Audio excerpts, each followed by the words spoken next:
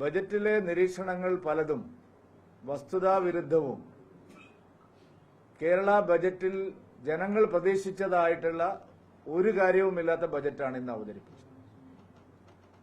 സംസ്ഥാനത്തിന്റെ സാമ്പത്തിക സ്ഥിതിയെക്കുറിച്ചുള്ള അദ്ദേഹത്തിന്റെ നിരീക്ഷണം അവാസ്തവമായിട്ടുള്ള വസ്തുതാവിരുദ്ധമായിട്ടുള്ള കാര്യങ്ങൾ.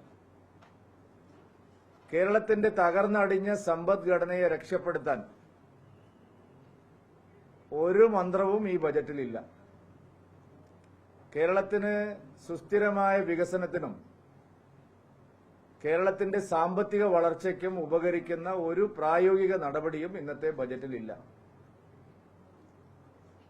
കേരളത്തിന്റെ കാർഷിക, സാമ്പത്തിക, വ്യാവസായിക, ഉൽപാദന മേഖലകൾ വളർച്ചയ്ക്ക് ആവശ്യമായിട്ടുള്ള ഒരു ക്രിയാത്മക നടപടിയും ഈ ബജറ്റിലില്ല. ഈ ബജറ്റ് വെറും വാചക കസർത്തുകൾ മാത്രമാണ്. സമ്പദ്ഘടനയെ രക്ഷപ്പെടുത്താൻ ധനകാര്യമന്ത്രിക്ക് മുന്നിൽ പ്രായോഗികമായിട്ടുള്ള ഒരു നടപടിയോ ഒരു പുതിയ പരിഷ്കാരമോ ഇല്ല. കേരളത്തിന്റെ തകർച്ചയ്ക്ക് കേന്ദ്രമാണ് ഉത്തരവാദി എന്നുള്ള രാഷ്ട്രീയ വിമർശനം നടത്താനാണ് അദ്ദേഹം ഈ ബജറ്റ് പ്രസംഗത്തിൽ മഹാഭൂരിപക്ഷം സമയവും ഉപയോഗിച്ചത്.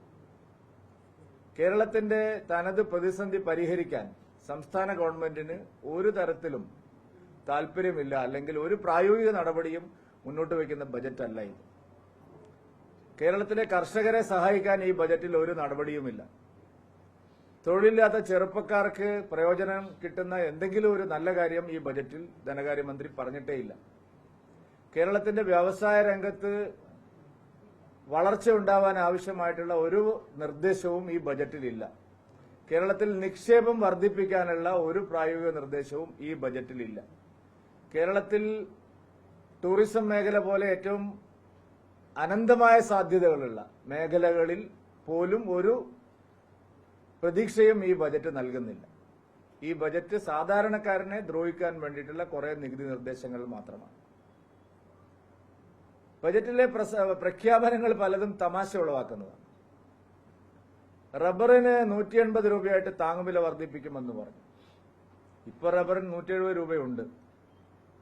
റബ്ബറിന്റെ ഇറക്കുമതി ചുങ്കം വർദ്ധിപ്പിച്ചതും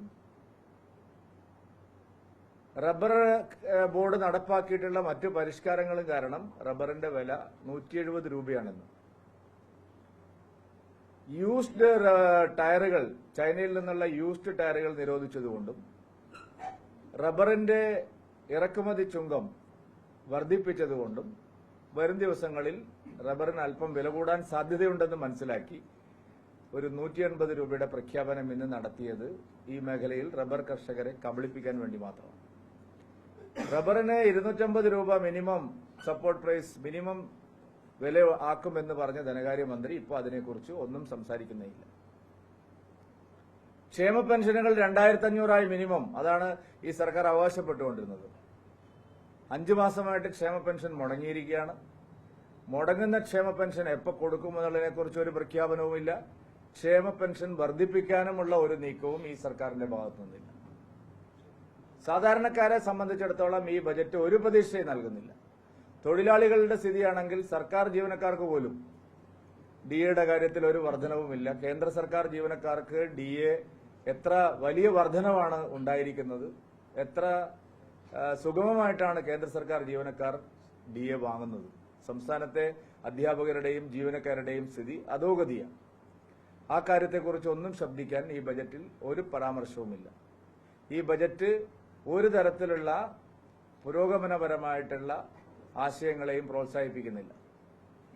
പറയുന്നത് ഞങ്ങൾ വിദേശ സർവകലാശാലകൾക്ക് അനുമതി നൽകുന്നതാണ്. അതിപ്പോ ഈ കമ്പ്യൂട്ടറും ട്രാക്ടറും ഒക്കെ പറഞ്ഞതുപോലെയാണ്. കുറെ കാലം അതിനെതിരെ സമരം ചെയ്തു. വിദേശ സർവകലാശാലകളുടെ ഓഫ് ക്യാമ്പസുകൾ വേണം എന്നൊരു സെമിനാറിൽ പ്രസംഗിച്ചതിന്റെ പേരിലാണ് ടി.പി. ശ്രീനിവാസനെ ഈ പിണറായി വിജയന്റെ ആളുകൾ തിരുവനന്തപുരത്ത് എടുത്ത് നിലത്തിട്ട് അടിച്ച് അദ്ദേഹത്തെ, നിങ്ങളെല്ലാവരും കണ്ടതാണല്ലോ. അന്ന് അദ്ദേഹം ഒരു സെമിനാറിൽ വിദേശ സർവകലാശാലകളുടെ ഓഫ് ക്യാമ്പസുകൾ നമുക്ക് കേരളത്തിൽ ആവശ്യമുണ്ട് എന്ന് പറഞ്ഞതിന്റെ പേരിലാണ് ടി.പി. ശ്രീനിവാസനെ അതിക്രൂരമായിട്ട് എസ്.എഫ്.ഐക്കാരെ വിട്ട് മർദ്ദിപ്പിച്ചത്. ധനകാര്യമന്ത്രി ഈ പ്രസംഗത്തിൽ അദ്ദേഹത്തോട് ഒരു മാപ്പ് പറയേണ്ടതായിരുന്നു. ഇല്ലെങ്കിൽ ഇനിയും അദ്ദേഹത്തിന് പറയാൻ സമയമുണ്ട്. ടി പി ശ്രീനിവാസനെ ഇങ്ങനെ ഭീകരമായി മർദ്ദിച്ചതിന് അദ്ദേഹത്തോട് ശരിക്കും പറഞ്ഞാൽ മാപ്പ് പറയാണ് വേണ്ടത്.